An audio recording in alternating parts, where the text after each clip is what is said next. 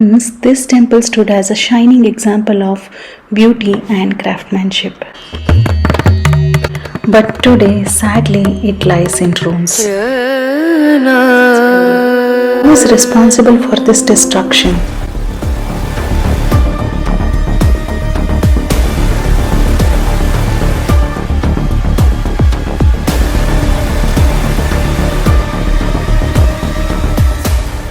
Was it the dynasty that ruled after the Cholas, or is it ruled by time, or something else entirely?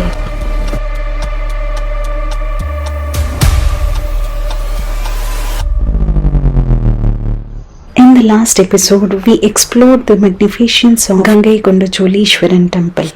But today we'll dive deep into the mysteries. Let's uncover the secret behind its ruins. Over the centuries, many have wondered who could have ruined such a grand temple. Was it the Pandyas, who were primary rivals of Cholas?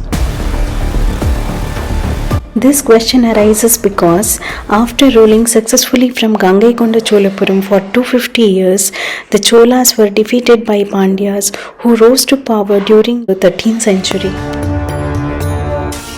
Since the Pandyas were known for their long rivalry with the Cholas, it's easy to assume that they might have destroyed this temple.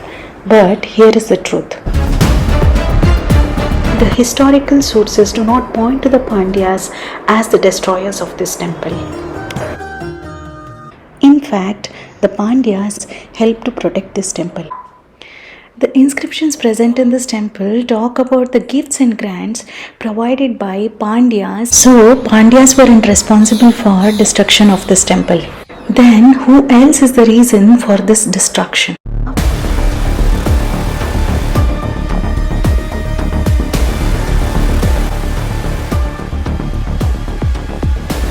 After the rule of Pandyas, Malik Kafur, the commander of Delhi Sultan, invaded this region.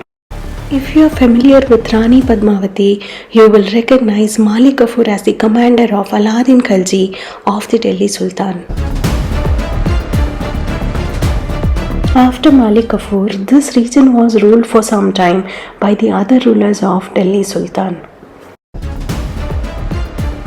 But again, was this particular temple destroyed by the Delhi Sultan? They possibly harmed the temple, but not as badly as it stands today.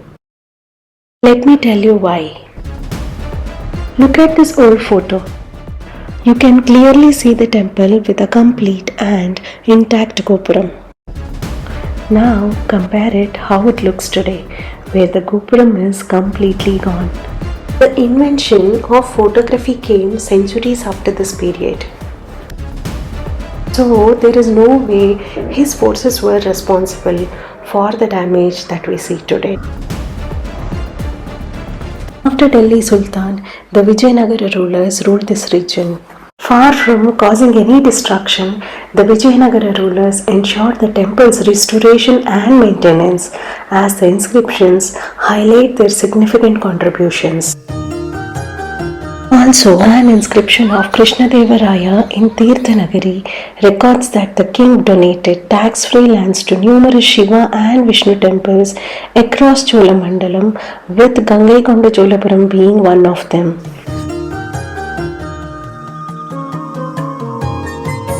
So again, the question arises, who destroyed this temple?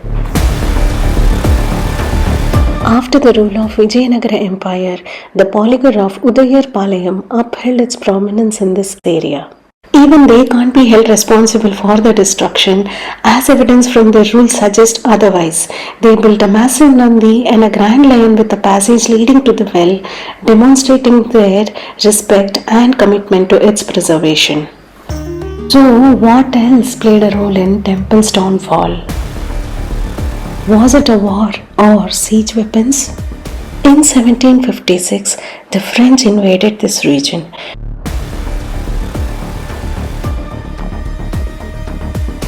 During this period, the temple was probably used as a fort for the battles and considerably suffered the damage.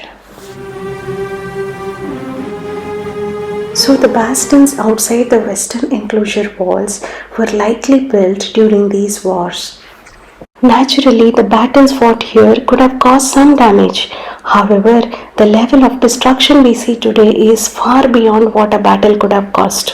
Since the French were using the temple as a fort, they had every reason to preserve its structure rather than destroy it.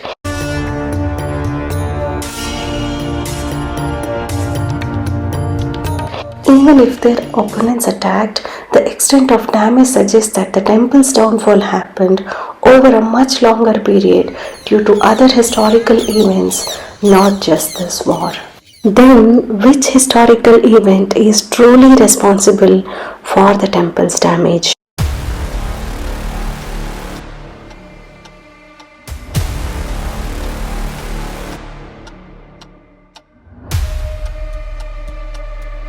Let me take you to where exactly the answer lies.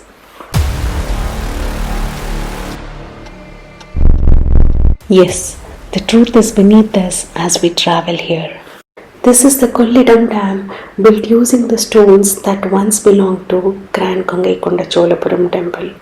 These ancient stones, rich with history, now rest here, and beneath the water, inscriptions may lie hidden, their stories forever lost. In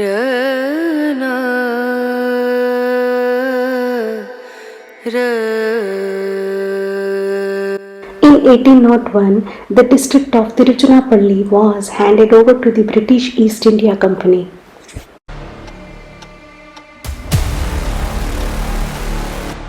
The greatest damage to the temple occurred in 1836 when a dam was built across Kollidam River, about 7 miles from the temple.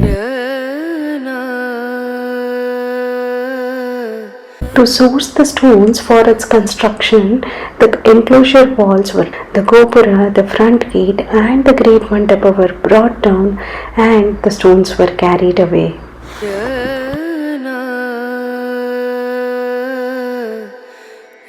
Gangaikonda Cholapuram, one of the greatest living Cholas temple that refuses to be forgotten. Let's see what are the major structural damages it has undergone.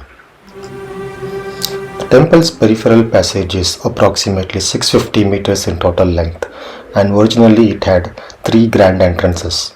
Even today, one of the entrances we can see with double stories, but it raises a question that whether the entire passage was 2 floors or a single floor. Even if you consider a single floor, it's more than half a kilometer length in total. The temple's mandapam today stands for 1 floor, but when we closely observe, we can realize that once it should have been of 2 floors. The scars of the damages are masked in the renovation. The stones used from the temple to construct the dam are not just stones, but millions of people's belief that one day the temple will be restored back to its original glory, but these stones are having a deep sleep in the riverbed of Kollidam and tributary of Mother Kaveri. The strongest proof or the key evidence lies in the fact that in 1855, local publication revealed the heartbreaking dismantling of the noble Gangaikonda Cholapuram temple to build the lower Kollidam Anicut. The enclosing wall was almost completely destroyed for materials despite desperate protests from the locals who were punished for their resistance. A promise was made to rebuild the wall with bricks, but it was never fulfilled, leaving the loss unrepaired, a bitter reminder of what was taken.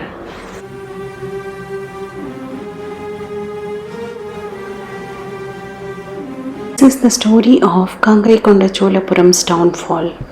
For 250 years, the Cholas ruled from Gangaikonda Cholapuram, where they built a majestic temple, and Cholagangam, a vast man-made lake meant to serve an entire kingdom. Then there must have been a palace for their kings as well, right? Let's put a dot here for now. We will connect it in part 3.